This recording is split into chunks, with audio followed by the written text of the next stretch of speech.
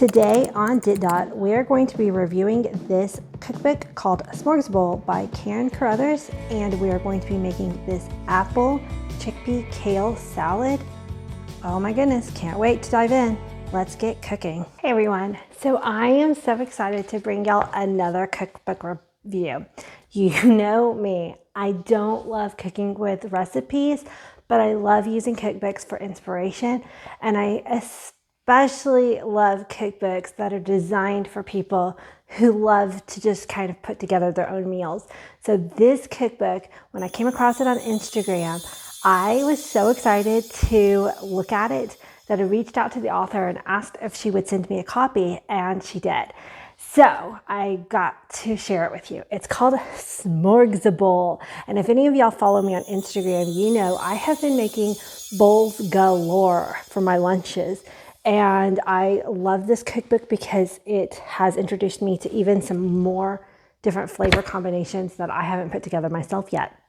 So today I'm going to kind of walk you through this one, which is apple chickpea kale salad with an orange mustard dill dressing. Well, I'm kind of mostly going to follow the recipe, but one thing that I do love about this cookbook is in the beginning of the cookbook, she talks about how to build a really good bowl.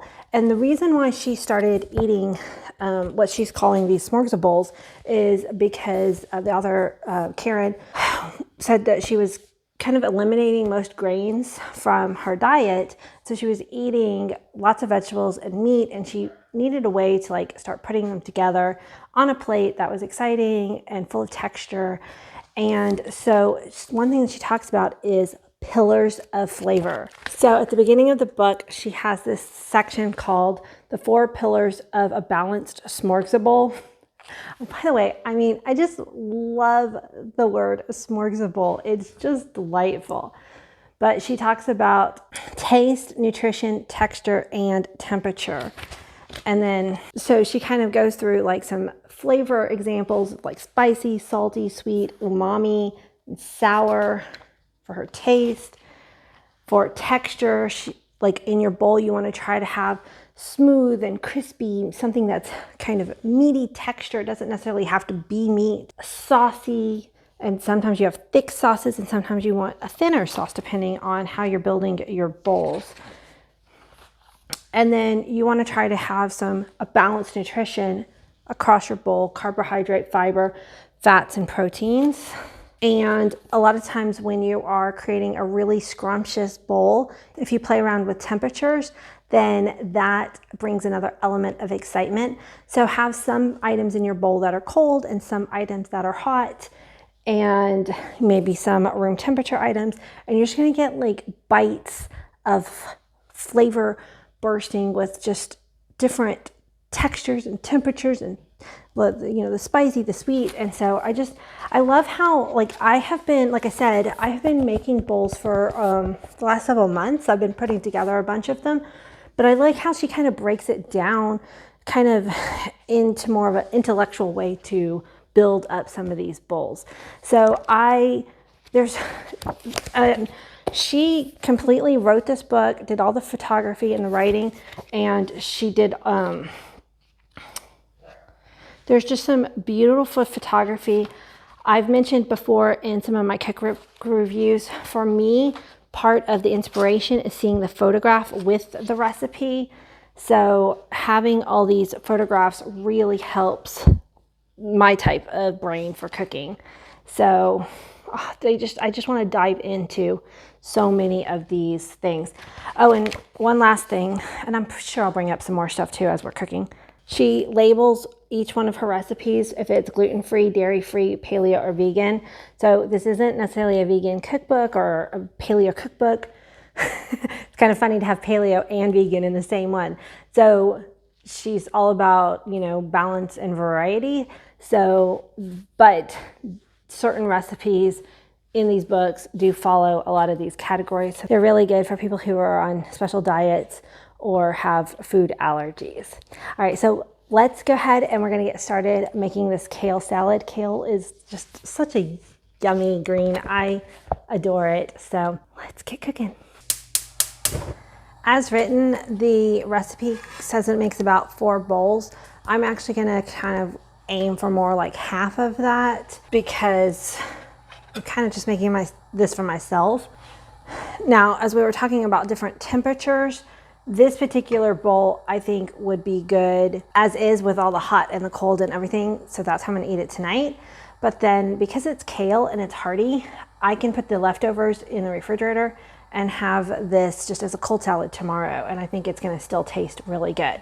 So I'm starting off with melting some butter in a skillet. I probably got a little too much there. Here, let me pull some of this out. And then we are going to saute the onions and the zucchini. Get that going. So I chopped up my onion into pretty small pieces because with the white onion, you know, I don't want big pieces of it. And then because when you're thinking about your bowl, you want to think about your bites and you want to be able to get different of these flavors and textures in each bite.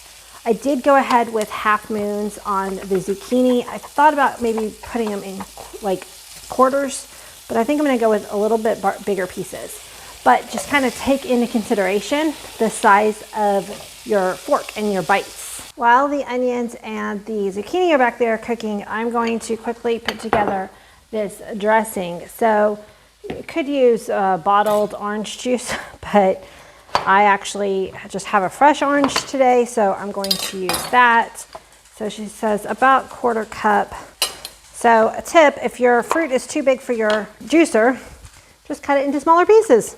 And then you want the fruit side down, not the peel side down, because the intention is to flip it inside out.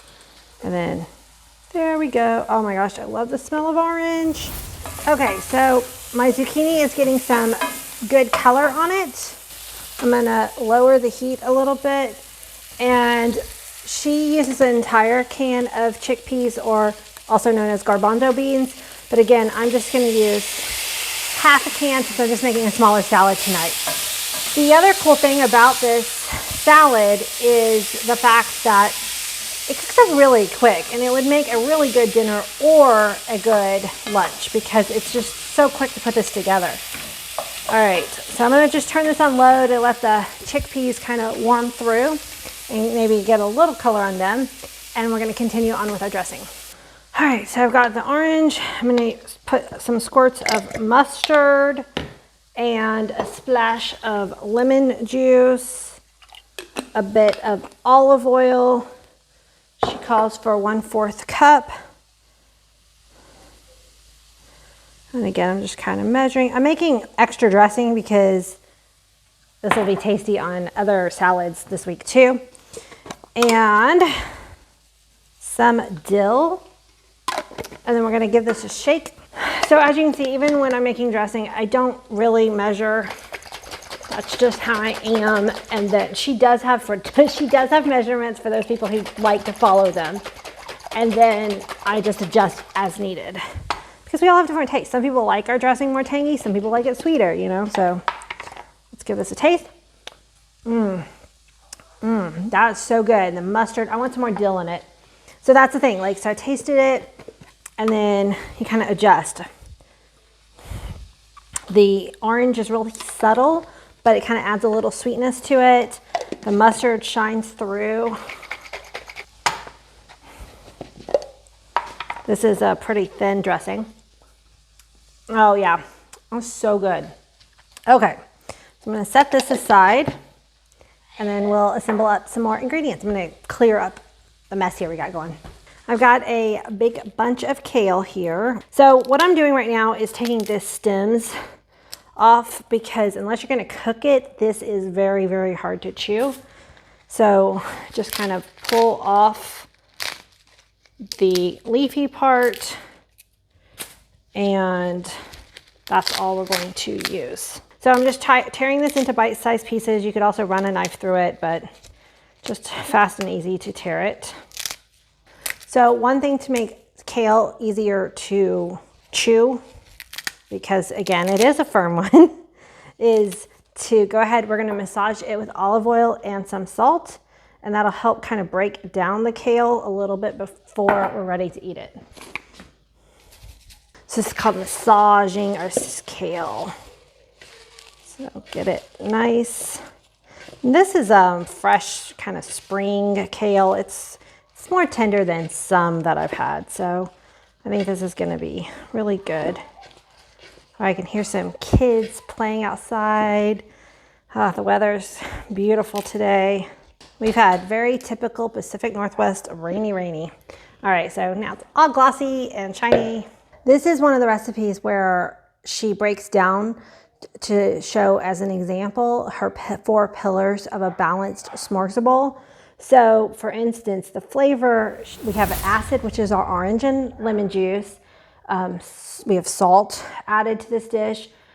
Depending on how spicy the mustard you picked, you could have really a good spice there. Plus we're gonna add some red onion, which is gonna add kind of a little bit of a spicy bite to it. We're about to add a sweet apple crunch. So we have the umami is from the chickpeas, and we have bitter kale. So we're getting salty, sweet, you know, all those different flavors, which is amazing. And then texture, we've got crispy, crunchy apple. But like, let's say, and one of the ways, you know, this is helpful is because like if you didn't want to use an apple, maybe you could substitute like jicama, which is or maybe some celery if you just want that crunch. That would take away the sweet, but you know, you can kind of play around with the textures and flavors that way. For our meaty portion, the protein, we're using the chickpeas, and smooth, soft, we have the sauteed zucchini and onion. And our dressing, we've got, I mixed it fairly thin. If you put more mustard or olive oil, it'd be a little bit thicker. So you can kind of play around with how thick you want your dressing to be. And then she broke down protein chickpeas, fiber is kale and our apple, fat, we have olive oil, we sauteed in butter, and our carbs are also our chickpeas. If you're gonna eat this as designed, like as you cook it, you'll have the hot zucchini, chickpeas, and onion, cold dressing, and room temperature apple and kale. So I love how she, you know, breaks this down, and you can like change out different components to suit your needs. All right, so I'm going to dice my onion very small because again, it is a raw red onion. Actually, I'm gonna start off with a little bit less and I might add more. That is always a good tip. When you're cooking, you can oftentimes start with less and add more. Yeah, see, this is quite enough onion, I think, for this amount of kale. And then I'm gonna put in this whole apple because can't have too much apple, can ya? I love this core. It kind of just gets out the middle of your apple so easily. And you could peel your apple if you want, but I'm not going to. I'm using a fairly sweet Honeycrisp apple, which is actually what she recommended, which is good because that's pretty much the only apple we eat these days. We live in Washington State, you know, home of the apple, but Honeycrisp is our favorite. Some of the other apples that we really do love are Opal and Indie apples, but living in Washington, we have become quite the apple snob. I remember when I was a kid, it was like the red apple or the green apple, and now it's like, oh, do you want an Indie or golden, and you know, a pink lady. We can get our hot ingredients in here. Well, you know what? I thought I was making a small salad, but this is kind of building up bigger than I thought. That is okay. Dress it, toss it, and then we'll taste it.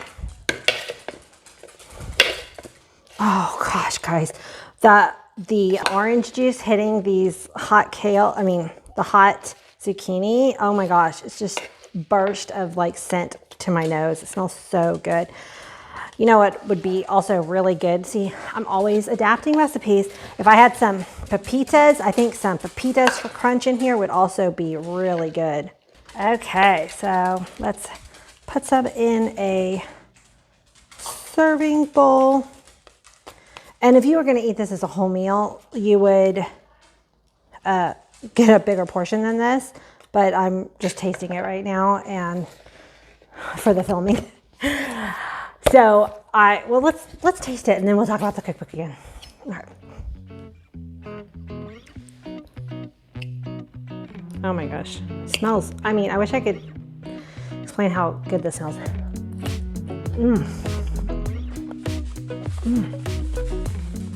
I didn't put that much salt in it, but the salt really comes through. The caramelized onions are amazing. I got a little bit of color on my chickpeas. The crispy apple adds just the sweetness it needs.